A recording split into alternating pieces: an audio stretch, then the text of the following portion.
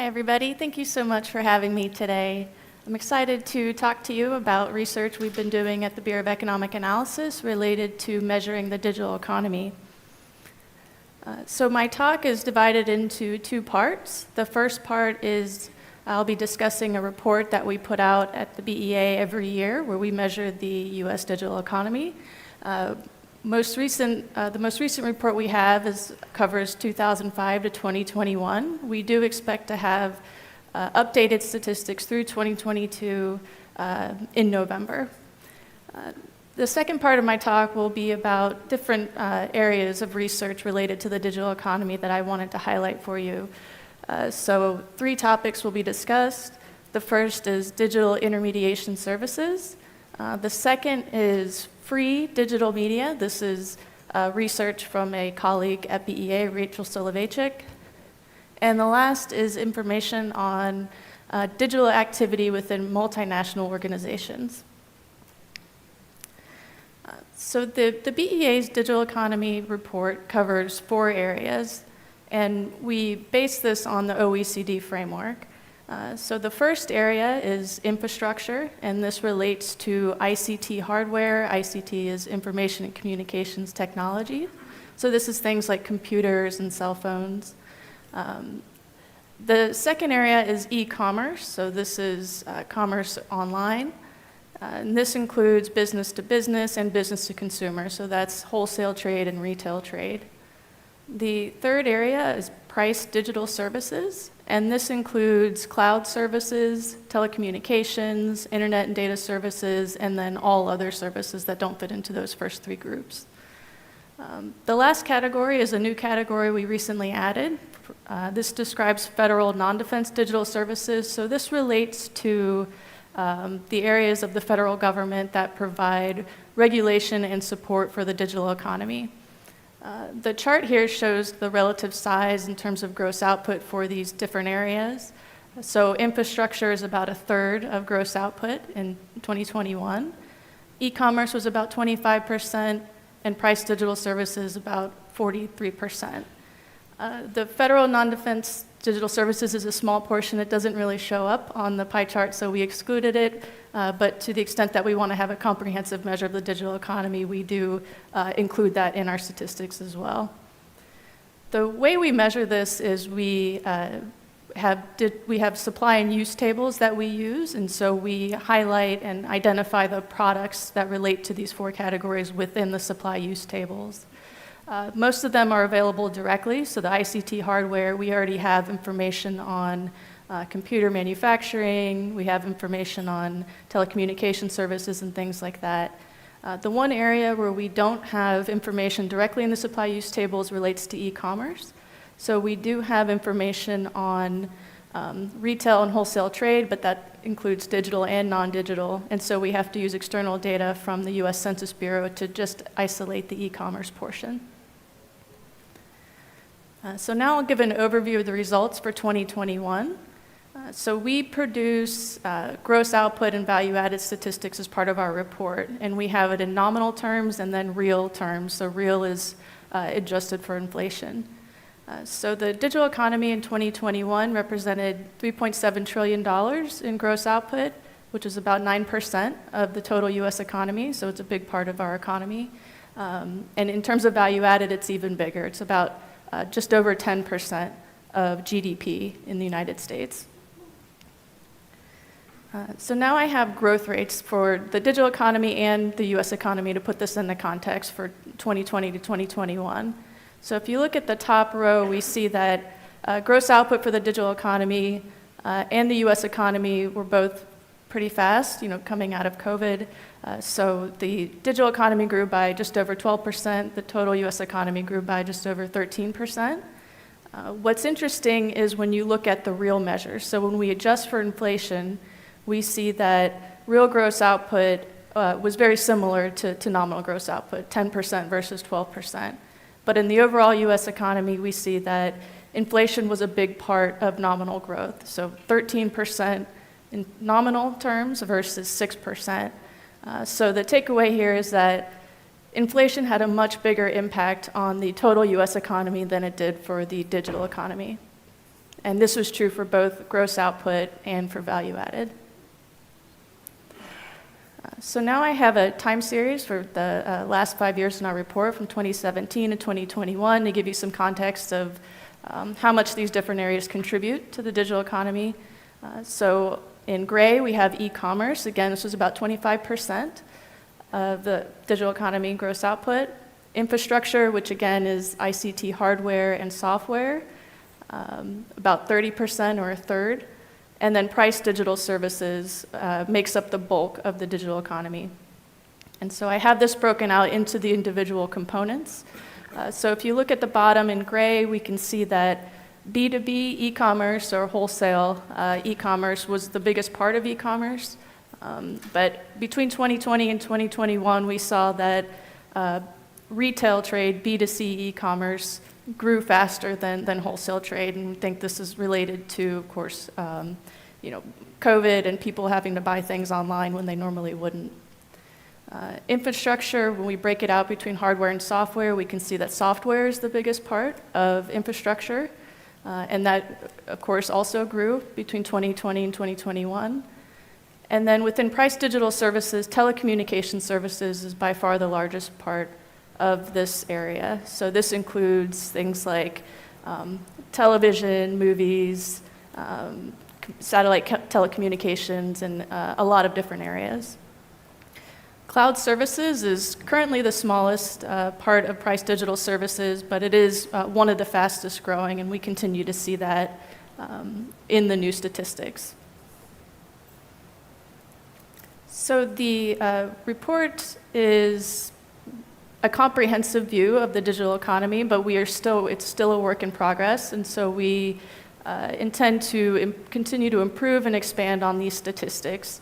One area in particular that I'll be talking about in a minute relates to digital intermediation services. So this is things like rideshare, travel services.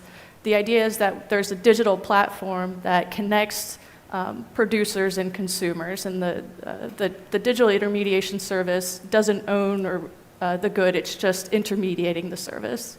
And so this is a challenge in terms of measurement because digital intermediation services is spread across all different types of industries. So thinking about rideshare with Uber and Lyft and things like that, that's within transportation services. Something like Airbnb would be in accommodation or travel agency services. And so this is currently something that I'm working on, and I'll talk about that in a minute. Other areas that myself and colleagues are working on include measuring data as an asset. This is important for BEA, but also for the upcoming SNA update. We've also recently looked into and calculated new price indexes for software and cloud services. Cloud services, the price of cloud services is different than other software. Its prices have been declining rapidly in recent years, and so we want to make sure that we take that into account in our statistics. The last two topics I'll be talking about in more detail in a minute. This includes valuing free digital services and also developing digital trade statistics. So I'll be talking in the next two slides about a paper that will be coming out next month related to measuring digital intermediation services. And as I mentioned, there is challenges with measuring this. The main challenge is these services are not apparent directly in our supply and use tables, and so we can't, unlike our other statistics, we can't just pull it out from our supply use tables. We have to use different methods to measure these types of services. And so in the paper, we have two different ways that we measure this. One is a bottom-up approach, where we look at publicly available financial reports for these rideshare companies. And the other is a top-down approach, where we start with total gross output for taxi services, and then we try to whittle down to the part that is just specific to the digital intermediation. So we have a 5-year time series where we use these two different methods. The takeaway for me is that the values are somewhat similar in the ballpark. So in 2017, the one method gave us about $5 billion US dollars in terms of gross output. versus the top-down approach, which was just over $6 billion. The chart below the table shows the growth rate. So we can see that they move in the same direction for the most part. But the main issue for me when I calculated these statistics is if you look at the bottom-up approach versus the top-down, from 2017 to 2021, one approach shows that gross output grew, the other approach shows that gross output declined. So this is not ideal, and we are still thinking about what is the best approach in terms of what method should we be using to estimate these services. Another takeaway is the value. So we have about $5 to $7 billion that we're estimating these services contribute to gross output, which, if you recall, the total digital economy is 3.7 trillion. So this would be a very small part of the digital economy, but it's growing, and so we want to make sure that we're measuring it accurately. So we had an example for rideshare. This is for travel services. So this, again, is things like Airbnb or Vrbo, TripAdvisor, things like that. So again, if you look at the growth rate chart, we can see that growth rates do move in similar fashion, but the levels are different. And so with the bottom-up approach, where we're looking at publicly available financial reports, it comes in lower than the top-down approach, and we think we know what's going on here. With the bottom-up approach, we have to know what companies are involved in, in providing these services, and then they have to also have their information available publicly. So this is a case where we're pretty sure we're underestimating, and that we think the top-down approach is probably the best approach in this scenario. So this is just one area that is of interest to our BEA data users and also to other statistical agencies. I'm working closely with Statistics Canada and the UK's Office for National Statistics to come up with better measures of this specific part of the digital economy. So our paper comes out next month. If you're interested, please read it. I think it's an interesting paper, I think. The next area I'll talk about is research being done by my colleague, Rachel Soloveichik, regarding valuing free media. So the idea here is that there's some concern that we're not capturing in the national accounts the production of free media, such as audiovisual. So this would be things like TV that you can access freely. Print would be things like free newspapers or magazines, and then most recently, digital free media. So this would be things like Google or Facebook. So the paper, which is available on our website if you're interested, is an experimental approach to thinking about a different way of measuring free media. And the idea is to think about it as a payment to consumers. And they describe advertising as a three-way transaction where users barter their viewership to the media company. The media companies resell the viewership to outsiders, and then that viewership is used by outsiders. And so the takeaway from this chart, if we're just looking at digital, is that if we do use this experimental method to measure free digital media, what we see is that this, starting at about 2005, this would actually increase growth rates in GDP. And this, the digital free media and audiovisual, so again, things like television, contribute about the same amount. And so this is a really interesting paper, I think, to think about how we want to measure free media. So they look at both advertising-supported media, which is what this chart shows, and also marketing-supported media as well. The last area that I'll talk about is related to a new survey that BEA, new survey questions that we added to our multinational enterprise survey.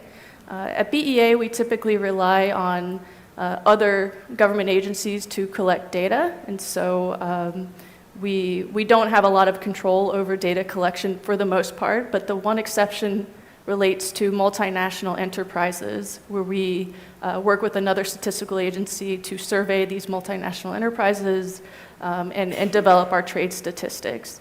So we recently added new questions related specifically to the digital economy, and we specifically asked about cloud computing services, digital intermediation services, and it's not on the screen here, but we also asked about digital orders. And so we got a lot of good information from this survey about the revenue generated by these multinational corporations, both in terms of cloud and digital intermediation. If you have experience with conducting surveys, then you may know that the first time you ask a question, sometimes there's confusion, and so we had to do a lot of data editing because I think there was confusion about what these questions were asking, and so we're not able to produce statistics directly from the data that we received. We're working with these companies to get a better sense of how we should rephrase the question. But the takeaway is that we did get good information about what companies think that are producing digital intermediation services and using and producing cloud services as well. So they're going to rephrase the question and hopefully come out with new data so that we can see the contribution of these companies. Of course, these are just multinational enterprises, so this wouldn't be the whole, revenue for cloud services or digital intermediation, but to the extent that these multinational companies are the major players in these areas, we think that once we do get good information from these surveys, it'll be really useful for us to identify revenue and output related to these two areas. So I know I went through that quickly, but I appreciate your time today. We have information on our website that's linked below. I'm the contact person in general for digital economy information. As I mentioned, Rachel Soloveychik does a lot of research in the digital economy, and she's our expert on free digital media. And Jennifer Bruner, who works in our multinational directorate, would be the person to contact for information about our digital trade statistics. So thank you so much for your time today. I appreciate